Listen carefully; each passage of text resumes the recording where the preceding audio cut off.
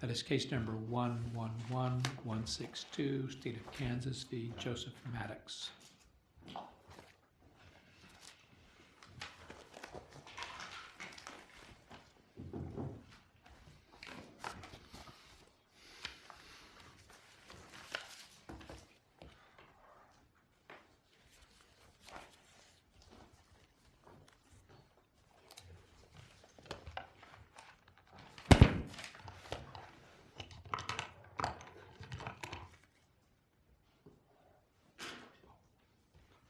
I just dropped. May it please the court, defendant appellant Joseph Maddox appears by and through counsel Kate Zygtema. I'd like to reserve 3 minutes for rebuttal, please. 3 minutes is granted. There are several issues I've raised in this brief. There are only a few I'd like to touch on an oral argument today. Luckily, the students have left because I don't really want to talk about the facts of this case that much. I'd like to talk about the procedural issues. Nevertheless, for the benefit of our folks watching at home, eagerly awaiting your recitation of the facts, if you could give us maybe 60 seconds, that'll be appreciated. My 60-second version, is that my client was convicted along with another co-defendant and a first-degree premeditated murder, aggravated kidnapping, and aggravated robbery related to the kidnapping and stabbing and blunt force trauma death of a girlfriend of a co-defendant. Her body was transported across the Kansas City area and eventually left in a field in Cass County, Missouri, which was later recovered, and he proceeded to trial on a mental defect defense, was convicted, and imposed a hard 50 sentence. The hard 50 sentence was imposed by the judge. The state has conceded that that violates a lien. So the question before the court is whether we're going to have just a sentencing upon reversal under the precedent of this court, or if we're going to have two trials, guilt and innocence and penalty phase. It's our position that the guilt phase has to be overturned as well, and that is primarily based upon the fact that my client's confession was admitted to the jury, and that is extracted in violation of his Miranda rights. The portion that I would focus on, seeing as Miranda turns 50 here in a couple weeks, at the time of my client's interview, they knew the victim was dead. They knew that she was in rural Cass County, Missouri. They suspected that she was exposed to the elements, or that the body was exposed to the elements, and they were in a hurry to find it because there was a storm approaching, and that storm would damage their forensic evidence, the body, and the case ultimately was their concern. With that in mind, they began an interrogation of my client. They did provide him with a proper Miranda form, which he initialed, and indicated that he would comply with their request for an interview. That interview was video recorded. There was also a transcript prepared that was used during the motion to suppress. It was not admitted as an exhibit at trial, but both the video without redaction and with redaction are part of the record on appeal in this case. Sorry, Justice looks like he had a question, or I was pausing. The part I want to focus on is not the overall waiver of Miranda. I'd stand on the brief on that issue, but the invocation of his right to counsel after executing that Miranda. A few minutes into the interrogation, after law enforcement was building a rapport, I believe they call the technique theme building. They were talking about how my client, he's not a bad guy. Does he have remorse? Can he help? We want you to help. We know you want to help. You're not evil. But as they start pushing towards what actually happened here, my client says, y'all care if I get a lawyer in here? The officer clarifies, a lawyer. My client responds, yeah. There's a comment that's disputed as to whether or not. My client said it's the defense position that he did. He says, well, can I get one? But he does, importantly, say, a lawyer present. And in clarifying his request, the officers conducting the interrogation spend the next 3 minutes telling my client that if he gets a lawyer, they're not going to talk to him again. He won't give his side of the story. They'll go with what the co-defendants say, and once he gets a lawyer, he can never give his side of the events again. The first issue is whether or not his initial invocation is a proper invocation. The court found that it was not unequivocal at the district court level. However, This court ruled in Aguirre that when you mirror or ape the language of the Miranda warnings, that can be an invocation of the right to an attorney or a Miranda right. My client is 21 years old. He is not highly educated. He had a substance abuse issue. I don't think the phrase "a lawyer present" would be part of his normal lexicon. I don't think there's any indication it would be. To me, that seems more indicative of an attempt to ape the warning he signed just a few minutes prior when they initiated the interview. So it's our position that at that time he properly invoked the right to counsel, but they did not afford him a lawyer, and they in fact continued to interrogate him. I am going to interrupt you. I did have a question earlier, but I didn't want to interrupt then. There seems to be some type of dispute as to just the record itself, the video. There's been some claim by the state that perhaps some of the comments made that were in State's Exhibit 1 were not actually made. Who prepared the transcript? What happened, my understanding is that there's the video, which is my position is the best evidence, but a transcript is certainly easier as we're preparing for appellate litigation. And the trial judge saw the video. Correct. The trial judge saw the motion video. to suppress. There is a color-coded transcript that has the redactions and then what was disputed between the defense and the state as to whether or not the statement actually was made by the defendant who mumbles is the "well, can I get one?" And that was listed in blue in the transcript. I think the best evidence is that the video is before this court. The court can review the video itself. It can decide what's there and what's not there. It's the defense's position. It certainly was there. Even if it's not, the lawyer present comment is not disputed. That no one has disputed whether or not he said "a lawyer present." And then we have to look at the rest of the context of that disclosure or that comment. He says "a lawyer present" after he just signed a piece of paper that says you can have a lawyer present. Isn't the full context, or at least part of the context, the preface phrase, "do you care?" And my reading of the record is that the district court considered that phrase, "do you care?" to be important. I would say that the "all care" statement is what the district court focused on, and I would even admit that if that was all that was said, I would have substantial problems. But I think it doesn't end there. The "all care" is the first part. Then we start talking about a lawyer present, and then even at one point after they told him all of these things, you can only talk to us this one time, he says, "I'll keep talking, but," and then the officer jumps on top again. You can only talk to us this one time. So I think that the court erred. I think that it was clear that he was wanting an attorney, and that is particularly telling in the officer's responses. They didn't just say, "Okay, you want a lawyer present or you don't want a lawyer present." They said, "Well, if you get a lawyer, we can't talk anymore." And they were on a time clock. They were literally against the force of nature trying to find their evidence in their crime scene.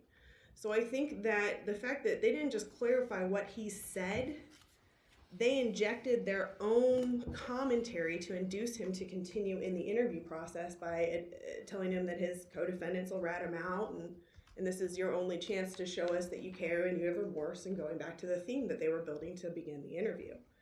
So that's the second part, is that this clarification, it's the defense's argument, as we wander into the exact issues that the Davis decision and the Edwards decision were afraid of, is that if you don't scrupulously honor that request for counsel, we're going to get... Don't we have to have an unambiguous invocation of the right before we get to the scrupulously honor standard? I would agree, but I think a lawyer present is enough to get there. A second ago, you said that you would agree that it sounded to me like you said you would agree that if the question is, "do you care if I get a lawyer present?" I think is not unambiguous. Those are two separate statements. So what statement are you relying on? I'm relying on the "a lawyer present." The detective... Give me the bigger context of that, because I'm just for my clarification, so I know what you're referring to. I'll read from, it's page 32 of my brief. It starts out with the defendant saying, "Y'all care if I get a lawyer in here?" The officer replies, "A what?" Defendant, "A lawyer present." Officer, "A lawyer." Defendant, Right, "Yeah." so that context is, do you all care if I get a lawyer present? I mean, that I'm summarizing, but is that an incorrect summary of that exchange? I think that it is it could be perceived that way. That's certainly how the district court perceived it. I don't think that's the appropriate way to perceive this particular exchange when viewed in the context of the overall interview. I believe he initially said, "Y'all care," and then a lawyer present, and yeah, that reinforces I want a lawyer, not do you care if I want a lawyer. I think it's sort of like a Garrett where he says, I mean, I want to take my rights. And then they kind of gloss over it and say, no, we'll take care of that tether. And he goes, well, I guess I want to take my rights. When you view it in the whole scheme of things, I think that exchange right there indicates he's requesting counsel. And it certainly was something the officer felt he had to address. And his way to address that is that he starts trying to talk my client out of invoking his right to counsel. I don't think that's true, because you look at the officer's next response after, a lawyer present, a lawyer, yeah. Officer says, yeah, and says, well, I mean, that's your right. So the officer tells him you got a right to a lawyer, and then they start talking about whether he wants one. I think, and since you've already said that this is a muddled sort of thing, and you guys can't even agree on what's said next, why can't the officer just ask the next question and say, is that what you want? And here's the deal, and then see what the guy says. And if he doubles down, then you're there. But the context doesn't seem. You want to stop the context in this dialogue, and that's where I take issue with how this goes. well, and I think that the thing that really, There's no doubt the officers told him again, it's your right to have a lawyer. That's right there. I agree, but I think that then the officer goes on to make all these comments that are actually legally not correct. My client could have continued an interview with an attorney present. He wasn't sitting outside the door, but he's certainly legally able to do so. I think if you view the entire exchange, it may not be it's not I plead the fifth, the end. It's I want a lawyer present. Well, let's clarify, because if we Can clarify, I have a lawyer? I mean, you don't. I think you keep wanting to push us over to a declaratory, definitive statement, and this is kind of a mush. Well, I agree with the court. It's a mush, but I think it's a mush that favors the defendant's interpretation, especially when the officer is providing him an incorrect statement as to the law regarding Miranda as part of this clarification procedure. What was that? What did the officer incorrectly state about Miranda? Well, he basically said that when you get an attorney, we're done. We're never going to talk to you again, which is... I thought according to the judge, Detective Jordan said, if you want an attorney, basically that's fine, but the interview process is over at this point. Is that not Miranda? That is correct, but he also goes on to say that's something you decide, and you don't get that second choice. Once that choice is made, it's done. So I am unclear on what I heard from you, because we are done once that happens. So it's the keep going. We don't have a yes, a no. We have a maybe, a this happens, that happens. It creates the implication that if you invoke your right to counsel, you cannot tell your side of the story, which that's absolutely the client's right to do. He can come back with an attorney and provide all the details he ever wanted to tell anyone. It would probably be the attorney's advice not to, but I can't keep a defendant from making a statement to a law enforcement officer. That's not within the role of an attorney. So I think it's when we start going back and forth like that, where he's saying, we're one and done. If you do this, we're going to go with what the co-defendant said. We're going to go with, you can't tell us your side of the story anymore. And I think to a young, uneducated defendant in a case where there really is a lot of who did what, some other guy did this in the fact pattern, that becomes an important factor to try to push my client to waiving his rights, which is inappropriate. How can you say he's pushing him? I mean, when you look at, so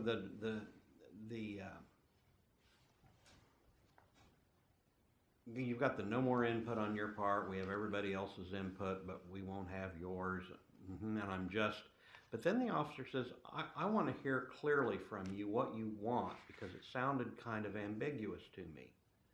And that sounds to me like you don't want to give us your input into the case. Is that right? And then the defendant starts to tell what happened.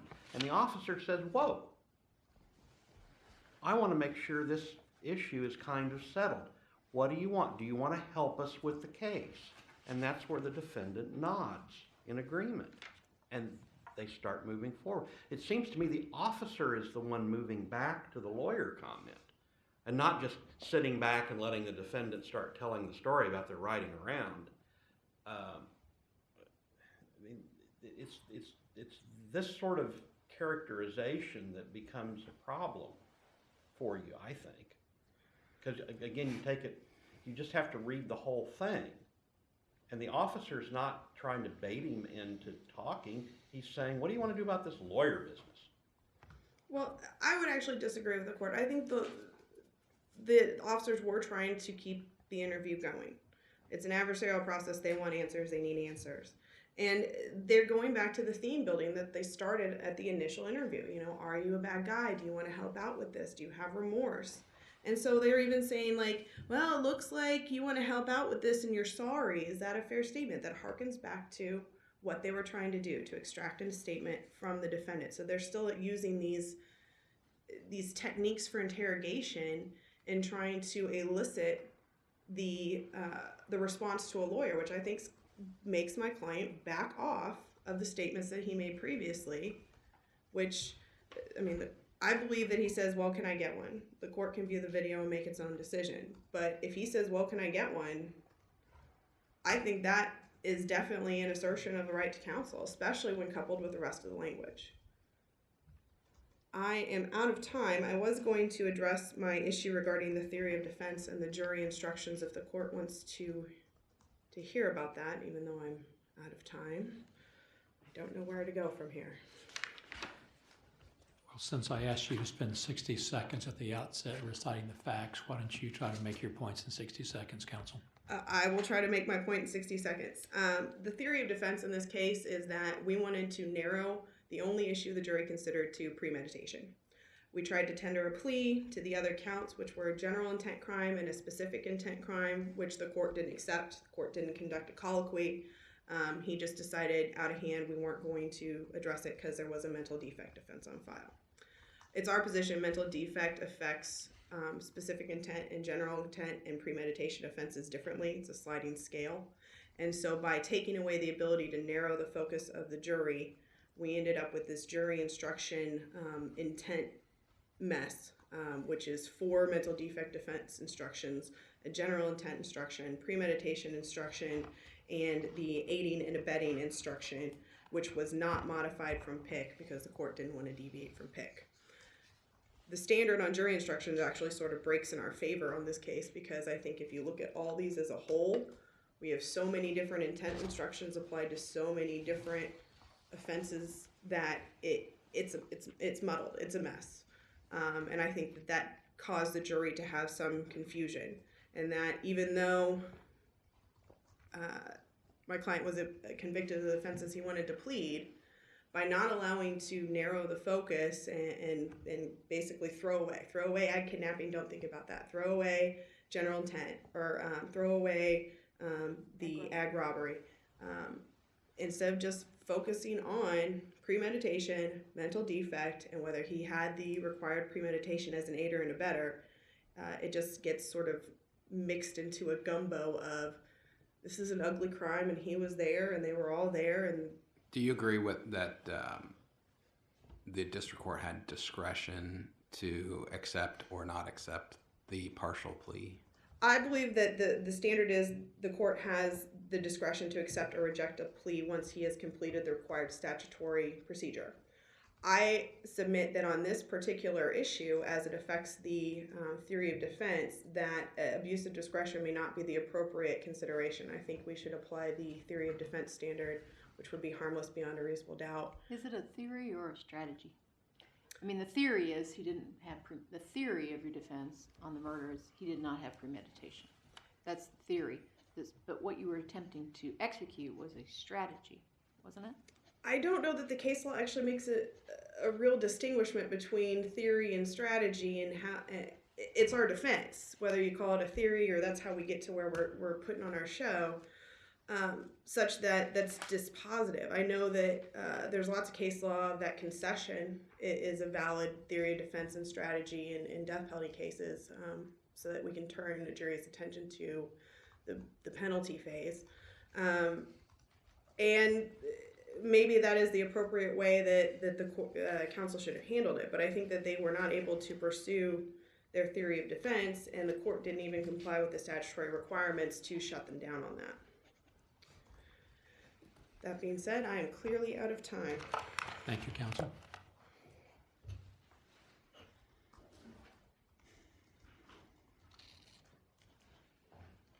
May it please the court, the state appears by Stephen Obermeyer.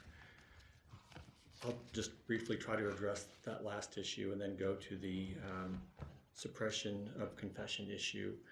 And that is, on issue 3, our position is the district court did not abuse his discretion in declining to accept not a guilty plea, but no contest pleas to the aggravated kidnapping and aggravated robbery counts. And if the strategy was to limit what the state's evidence was going to be at trial, the context here is that the defendant wanted to plead on Friday before trial. It was when the discussion was made. It was taken under advisement until Monday. And the district court said, we have this mental capacity issue. I'm uncomfortable accepting a no contest plea, so I'm going to give you... In that context, counsel, can you respond to defense counsel's argument that the mental defect defense impacts general intent and specific intent differently?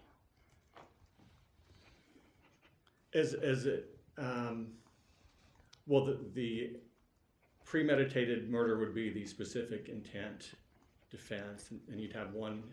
Well, my understanding is that the defense argument is, look, we're claiming a mental defect as a defense against the specific intent of premeditation. However, we want to plead on the general intent crimes. The district court said, I have a problem with that, as I read the record, because you're asserting a mental defect defense. And the defense response is, well, that mental defect defense can't absolve us of the general intent crimes. I'm just asking if you have a response to that argument. The mental defect defense would apply to specific intent crimes, and those two... Does it also apply to the general intent crimes? I don't think it does. I think it's just specific intent. But that gets me to the second reason why it was not why we didn't proceed with the no contest plea. Judge Davis had presided over the co-defendant Hilt's jury trial prior to this, so he was aware of all the evidence. And if the defense strategy or theory or whatever it was to somehow limit the evidence that would be presented, that wasn't going to happen in Judge Davis's view.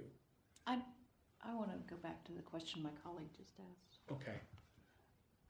General intent is still intent, isn't it? Yes. I mean, all crimes require some level of intent. Correct.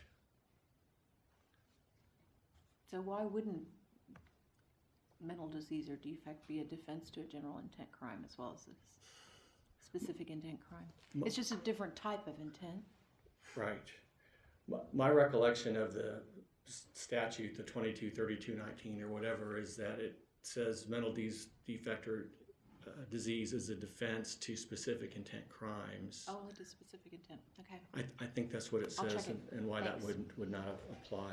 Wouldn't that undermine the district court's rationale for declining to accept the plea, though, in this case?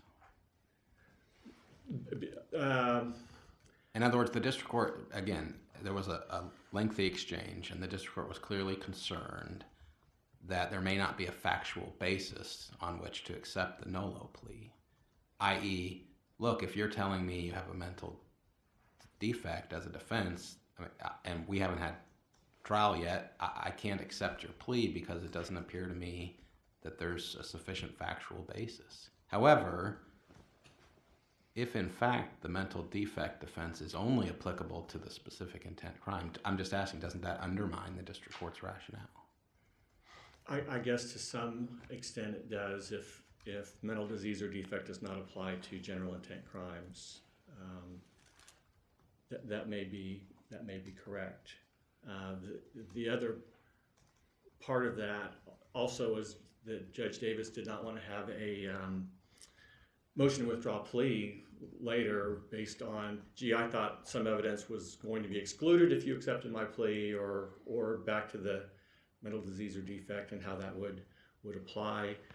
The other thing is he's kind of a taskmaster at cases that are in trial, and he does not want the jury cooling their heels while the parties are litigating what evidence should now not come in or is limited because of the strategical decision to plead no contest to those 2 counts. And the statute, by the way, says plead guilty to the 2 counts. It doesn't address no contest, even if it does apply. But what evidence would have been excluded?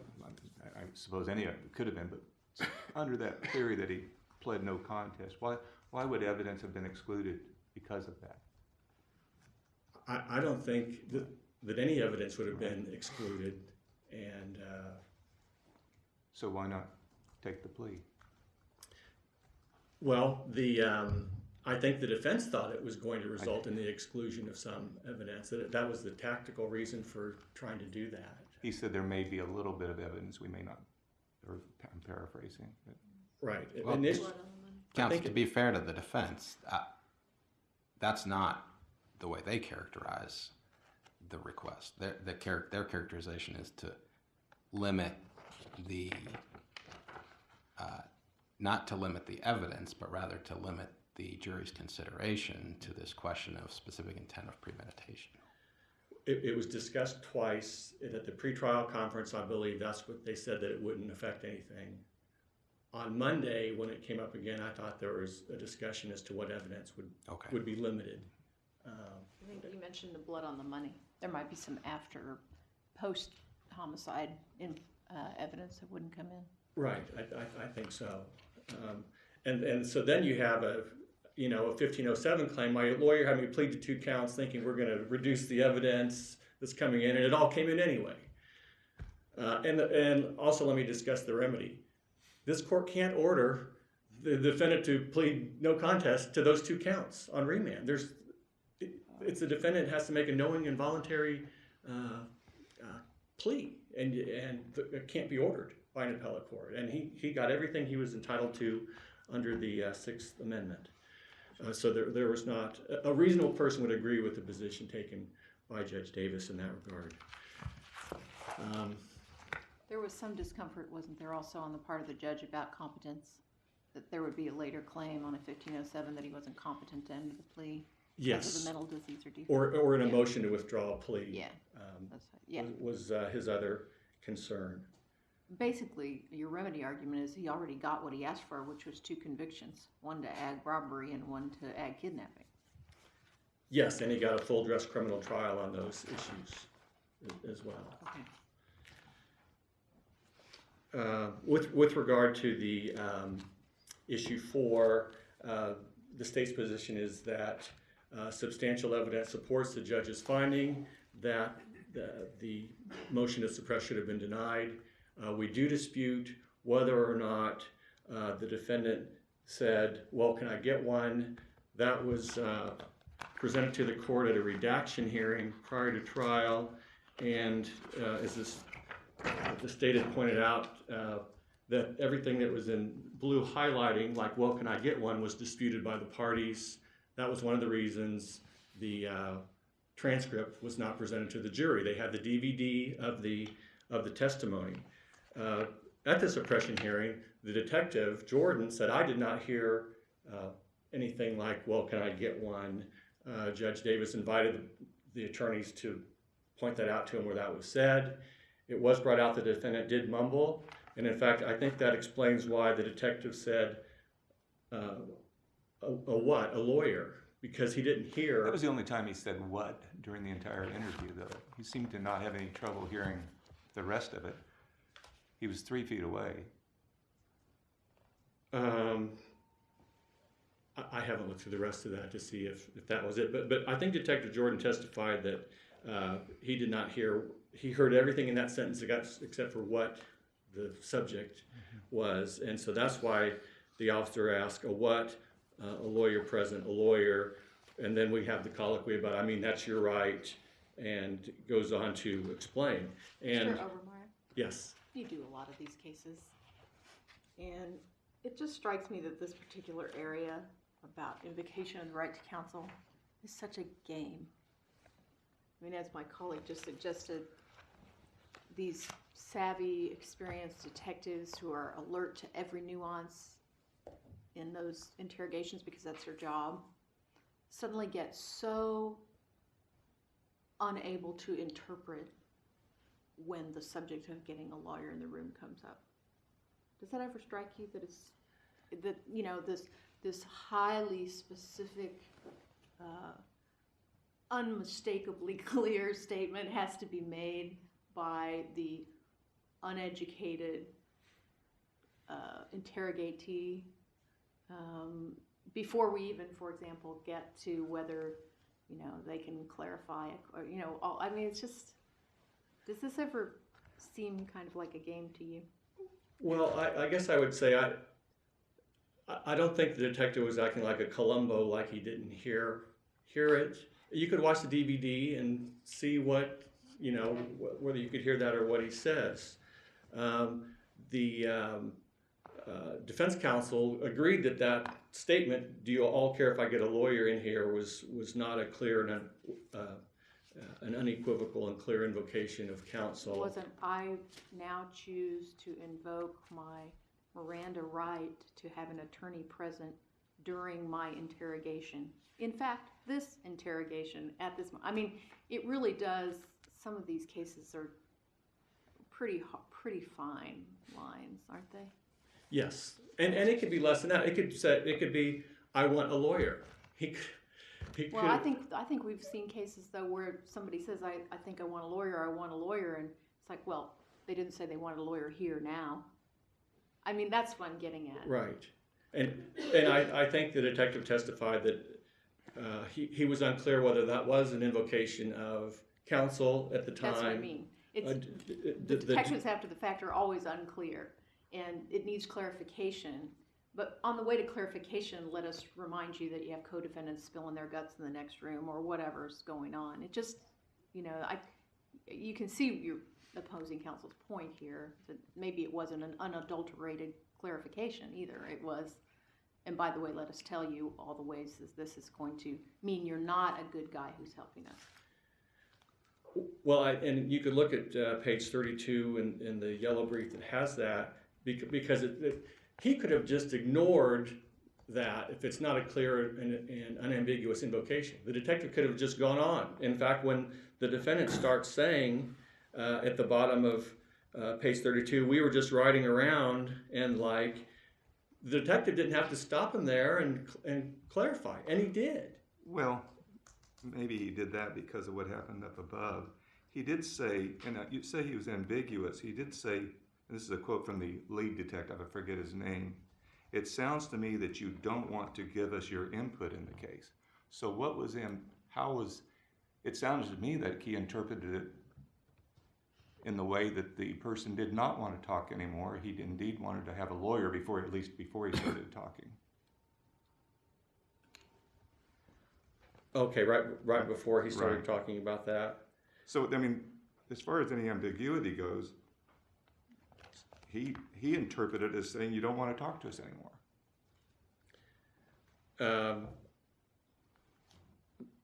Well, toward the bottom there, he says it does. Well, but right above that, though, Judge, it says it sounded kind of ambiguous to me. Yeah, he said ambiguous a few times, right? Yes, he says that also, and so whether the initial statement, "Do you all care if I get a lawyer in here," is in legal terms mush, and that's not clear and unambiguous invocation of counsel. But you know, to stick it on you a little bit, the problem is, okay, let's assume that there's ambiguity. that the detectives don't understand, then in a conversation, common sense people say, well, what did you mean? What that they don't do is say, well, you know, if you want a lawyer, that's just going to screw everything up here.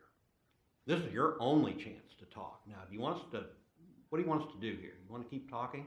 Why are these detectives talking about the consequences of one choice over another instead of simply clarifying which choice is being discussed? I think this is your problem. That he's That saying he's talking about consequences to one choice versus another instead of just asking which they've already done the Miranda thing. They've gone through it. Right. Everybody should know where they're at that point. Right. So now the only question is, what does the defendant want to do? Has he changed his mind from the time he signed the form to now? And instead they're talking about consequences to one choice versus another. That seems to me trying to persuade an answer. And I don't even understand why they're talking about consequences. Why aren't they only asking for clarification? which, I mean, I think at this point, he's trying to explain. Well, I'm not sure how often this has come up for. He's trying to make Jordan. sure the guy doesn't ask clearly and unequivocally, isn't he? Well, no, because after the discussion, he gets back to the, do you want to talk? I mean, he cuts him off when he starts saying we were riding around and says, okay, before we go further, I want to make sure this issue is settled, which I want to make sure this issue is settled. What do you want to do with this? Do you want to help us with Right, this that's case? only because when he tried to convince him up above, he didn't get a clear answer about, going ahead. I still don't understand why the detective wants to talk about consequences to the choice when we're supposedly saying we don't know what the choice was, that there's some ambiguity about the choice. I'm not sure if there's some sort of police textbook on what to do in that situation. I think the detective just wanted to keep talking about something, and through that discussion, explaining it's your choice. You need to decide whether you want something like that to happen if you want an attorney, because that's something you decide. I mean, he's still telling him that he can do that. And the fact that bringing in a lawyer, no lawyer is going to come in and say, I know nothing about what's going on here, but proceed with your statement. Well, that's the point. That's the Everybody point. does know. That's the deal, and that's that. I don't know how to put it in other terms right this second. These savvy, experienced detectives know that if he invokes, the interview's probably going to end, because most lawyers are going to walk in and say, before you say anything more, let's have a chat. Right. Because that's their job. And so everybody, perhaps with the exclusion of the defendant, knows the game being played and how the rules are set up. There may not be a book in Police Training Academy, but there are seminars given a lot, often, we know, all of us as lawyers, where people learn that the line is a clear invocation.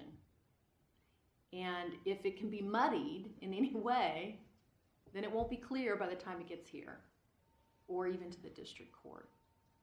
And that's what my colleague's trying to direct you to, is everybody kind of knows how this works, except perhaps the person being interrogated. And so anything that can be put into that transcript or on that video that makes it ambiguous repeatedly is part of playing that game.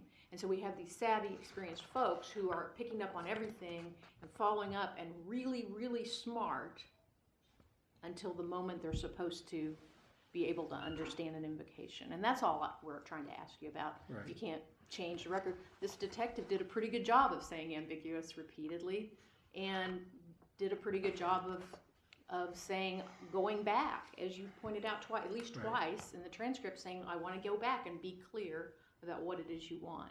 So it may be that this isn't the case where we can address the larger issue, and it may be we're prevented from discussing it much in any future case because the U.S. Supreme Court jurisprudence on this is clear invocation, which of course is controlling.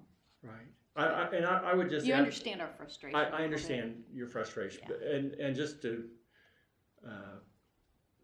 I guess, add to what was discussed at the suppression hearing was, the detective testified, I don't think he was asking for a lawyer. He asked if I cared if he asked for a lawyer. I did not completely understand or hear Maddox, so he clarified what word Maddox has used in his question, and he testified Maddox did mumble a lot, like I am. Defense counsel conceded that Detective Jordan was not out of line to even ask for clarification, as did Dr. Athey, the defendant's expert, said that was not a definitive statement about what Maddox had wanted. And maybe his efforts to clarify, well, he didn't have to even try to clarify. Do you think that officers' colloquy about consequences was justified or invited at all by the question, do you care? And I'll follow that up with it seems at least somewhat akin to me to a defendant asking, do you think I should get a lawyer? What are officers supposed to do, or what would be the appropriate response when officers are asked that kind of a question? Right. I guess the detective would care if he was trying to answer. But I would say what he was trying to do was to, before continuing, was settle whether or not there would be an invocation of counsel, and that the trial court looked at the DVD, the witnesses, and ruled that it was not an invocation. Mr. Obermeyer, I'm going to interrupt Yes. you. Again, I apologize. Sure.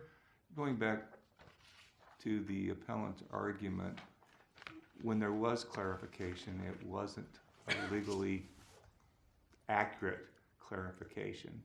The detective took the idea that when he was mentioning or caring about a lawyer, well, that ends everything. I mean, practically speaking, it probably did, but legally speaking, it didn't. And do you think the idea of giving that type of prodding information, well, then we won't be able to get your side of the story, we won't be able to talk to you, this is it then, your one and only opportunity. That actually is inaccurate. Practically speaking, it probably isn't, but legally speaking, it is inaccurate. Does that impact what is happening here, to prod him along, to not go back and ask for the lawyer, but to rather to continue the interview, the interrogation? I think the judge found that as a practical matter, that is what would have happened if there had been an invocation for a lawyer. So, I mean, it's accurate as far as the pragmatic approach. Technically, legally, I guess, again, some lawyer could have been ineffective, I guess, and let him keep on talking. Or come in with a plea deal or whatever. I mean, there's Or ample- testify at trial. or testify at trial. It was You know- something completely You know, new. actually, if a lawyer, I think that is accurate, because if a lawyer said, don't tell me about, what you've been talking about, go in there and talk to the detective, this court would say that's ineffective.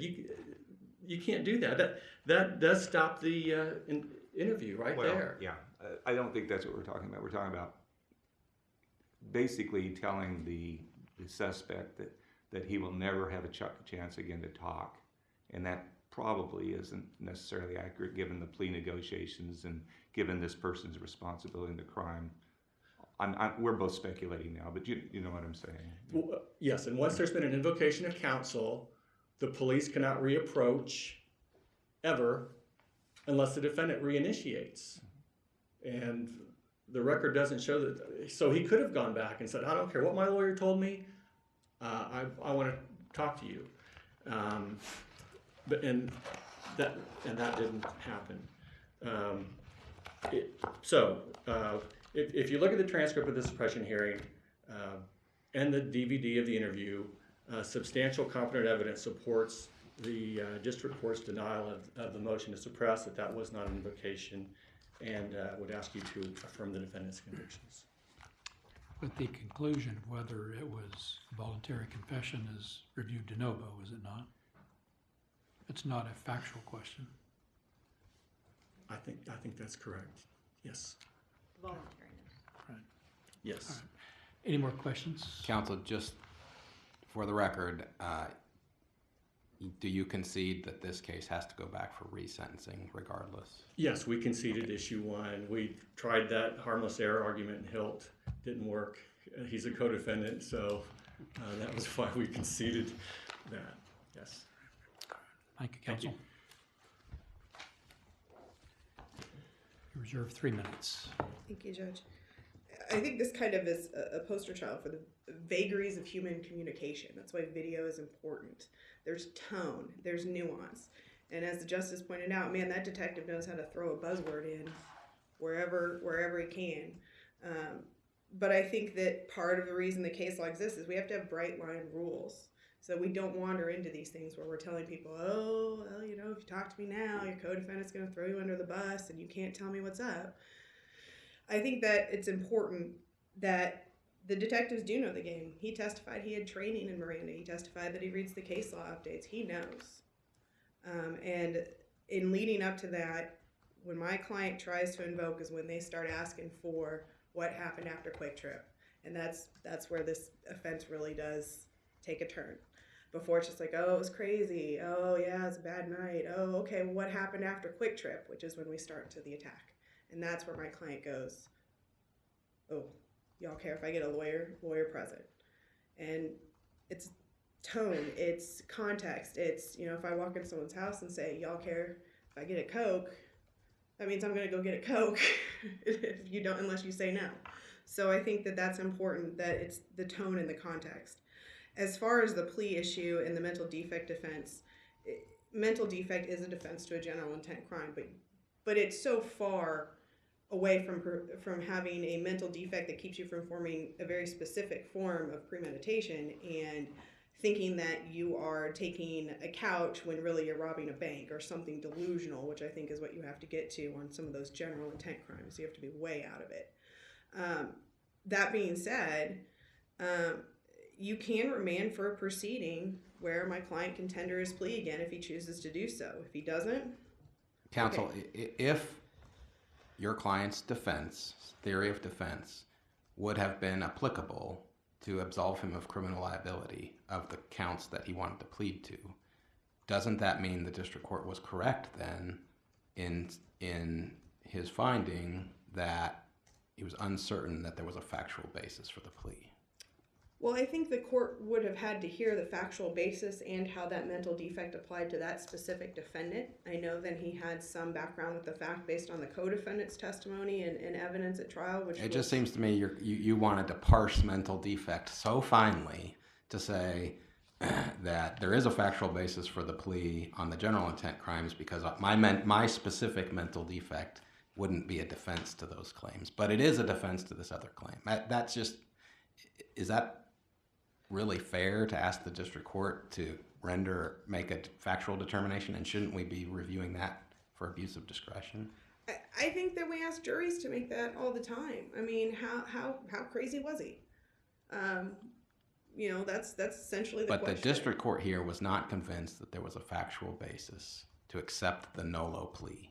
The district court here didn't even take a factual basis, didn't make an inquiry, didn't affect. He inquired for a couple pages in the transcript as to the mental defect. I think he was more concerned about that from a competency and overall. He didn't specifically discuss how general specific premeditation. He didn't get into the nitty gritty of how that, if that was the factual basis, that would negate his ability to take a plea because the client wasn't actually guilty, which is a separate issue. And I know the court had concern about competency, but if he's not competent to enter a plea, he's not competent to have a trial. So that's sort of off base as well. It seems like, again, we're in muddy waters. It's not clear. So I would ask the court to reverse my client's sentence and reverse this conviction and remand for a new trial on all issues. Do you have any further questions? Thank you, counsel. Thank you both for your arguments this morning and this afternoon. Court will take this matter under advisement. We now